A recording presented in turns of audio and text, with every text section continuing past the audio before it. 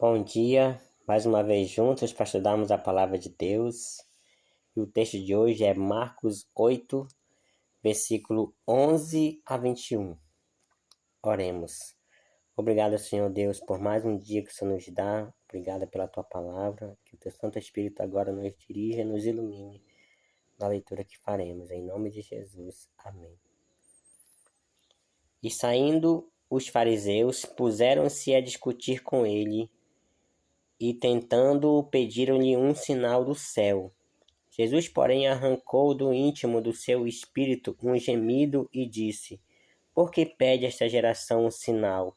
Em verdade vos digo que a esta geração não se lhe dará sinal algum. E deixando-os, tornou a embarcar e foi para o outro lado. Então aqui foi algo semelhante ao suspiro de Jesus, né? O gemido, novamente. Agora, esse gemido aqui é em relação à cegueira espiritual, porque, veja bem, será mesmo que não foi dado nenhum sinal? A vida toda de Jesus foi cercada de sinais, né?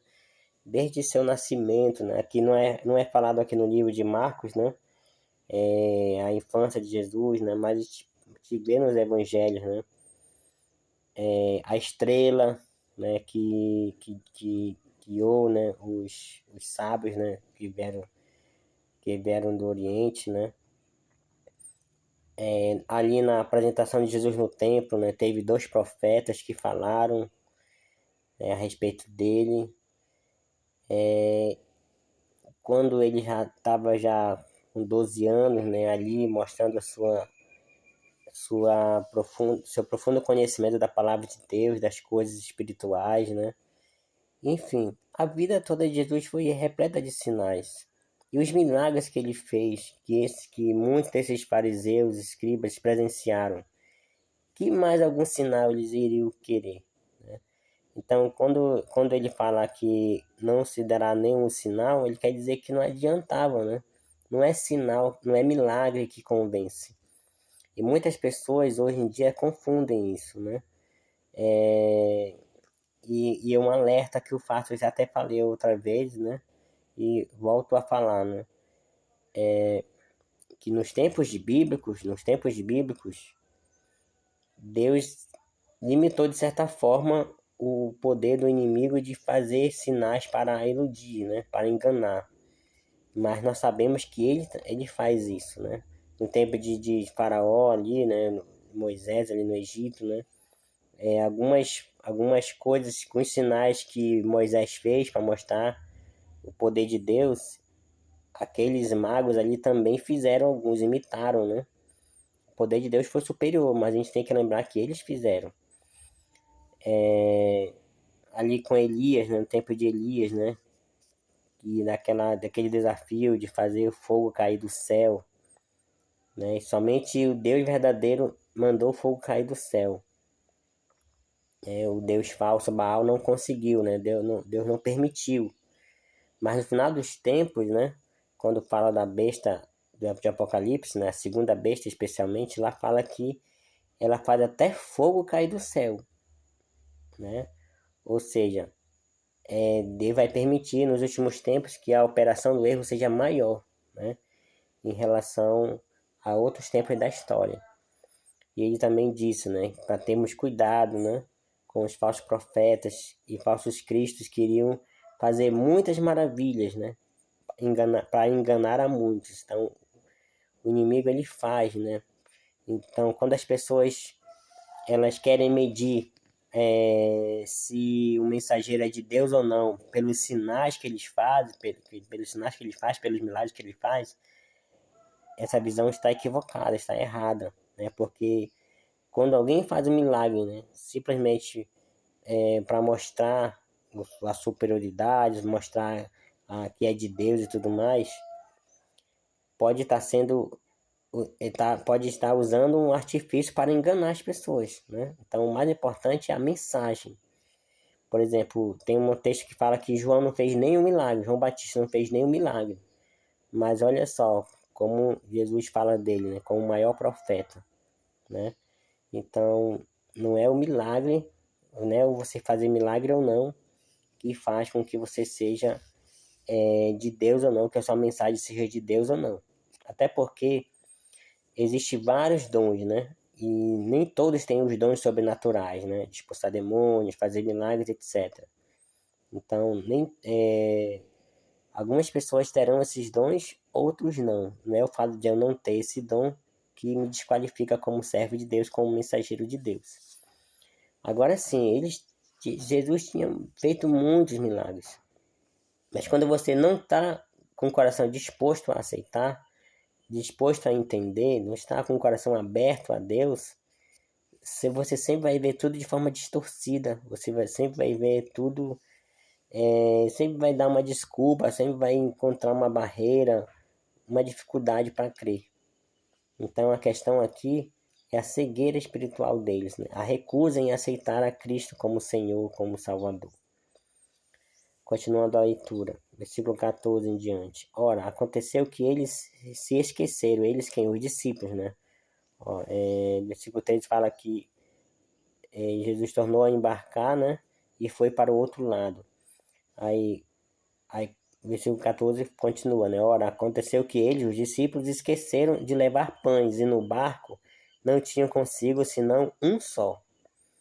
Preveniu-os Jesus, dizendo: Vede, guardai-vos do fermento dos fariseus e do fermento de Herodes. E eles discorriam entre si: É que não temos pão. Então eles acharam que Jesus estava falando o fato de eles não terem levado pão, né? Somente um pão. Jesus, percebendo, lhes perguntou: Por que discorreis sobre o não terdes pão? Ainda não considerastes, nem compreendestes? Tendes o coração endurecido? Tendo olhos não vedes, e tendo ouvidos não ouvis? Não vos lembrais? De quanto partiu os 5 pães para os 5.000? Quantos cestos de pedaços recolhestes? Responderam eles: 12. E de quando partiu os 7 pães para os 4.000?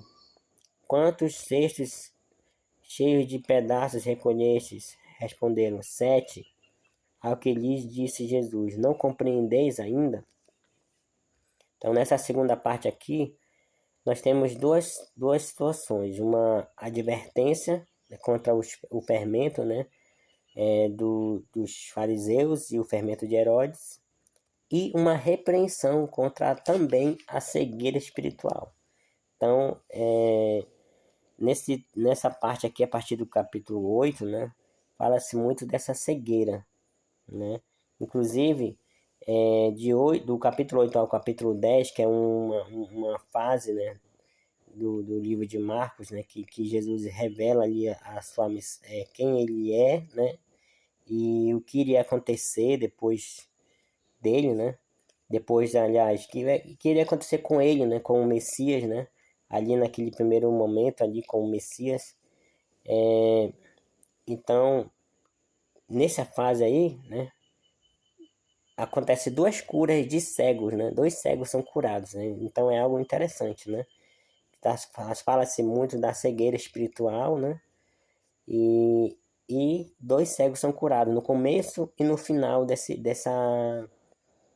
trecho do livro de Marcos, né? Em que Jesus está explicando especialmente sobre o que iria acontecer com ele, né? Que ele iria morrer e tudo mais. E os discípulos não queriam entender, eles não conseguiam enxergar isso. Então, mostrando que a cegueira espiritual deles não era muito grande. A gente leu também na situação que Jesus acalmou a tempestade, andou sobre o mar, quer dizer, que eles estavam com o coração endurecido. E a gente vê aqui ainda que eles ainda estavam com o coração endurecido. Então ainda não conseguiram entender os milagres dos pães. Jesus estava com eles ainda no barco. A presença de Jesus no barco é suficiente. Um pão apenas, nossa, se 7 pães deu para alimentar 4.000, ainda sobrou ainda 7 cestos cheios. Imagina um pão para 12, 13 ali com ele, né? Nossa, não tem comparação, né? Então eles não conseguiram entender realmente. Jesus não estava falando de pão físico, mas ele deixou esse relato aqui, né? Deixou suas palavras foram escritas aqui para nós também, porque às vezes Deus quer nos dar um alerta espiritual e nós levamos para o lado material, não conseguimos entender. Talvez o nosso coração ainda esteja endurecido também, né? Espiritualmente falando, né? No sentido de não conseguir compreender a mensagem de Deus.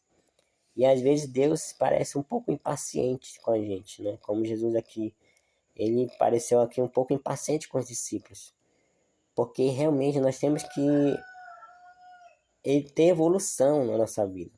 Se nós não estamos tendo evolução, algo está errado, né? A lei da vida é nascer, crescer, reproduzir.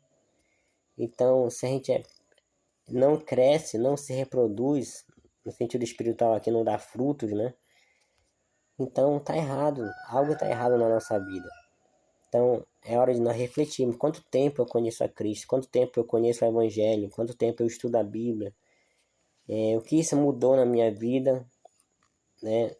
Espiritualmente falando, e que percepção, né, espiritual eu tenho tido, né? A minha percepção espiritual está aumentando a cada dia ou a cada ano, ou eu continuo ainda vendo as coisas apenas com os olhos materiais, com os olhos carnais. Então é algo para nós pensarmos aqui.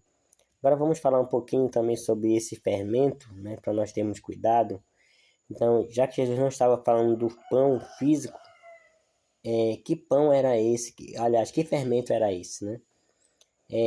Ao longo de toda a Bíblia, o fermento ele é representado como algo negativo, com exceção, né, da parábola do fermento, né, que Jesus fala aqui, mostrando que como o fermento faz crescer, né?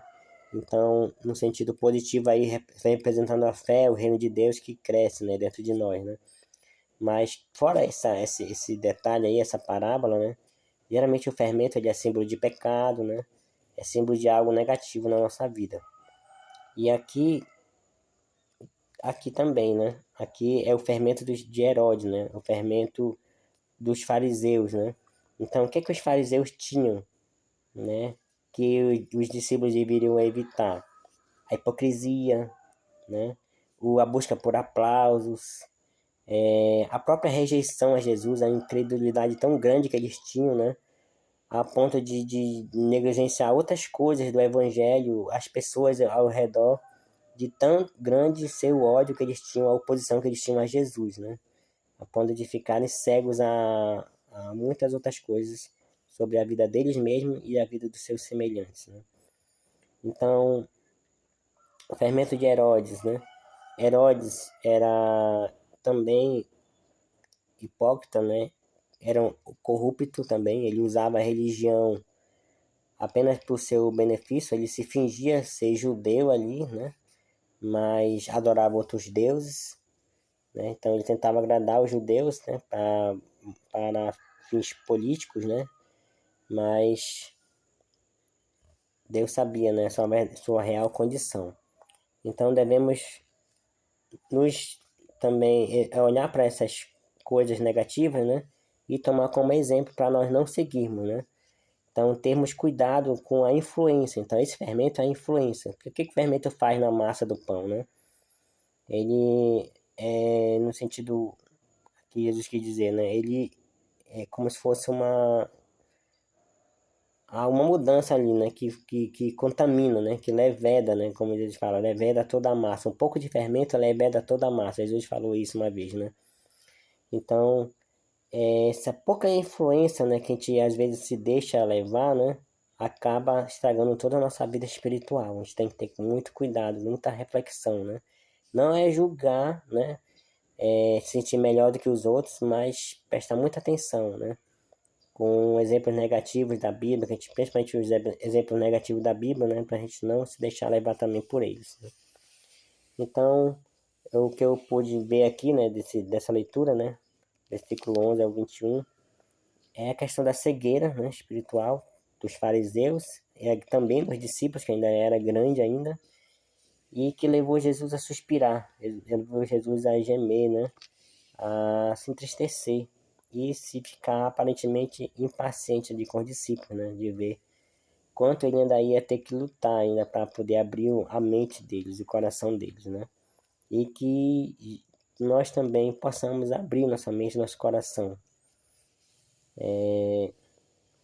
E a outra lição é a questão da influência, né? Não nos deixar influenciar com a corrupção, a hipocrisia, todas as coisas erradas, ruins ao nosso redor. Amém?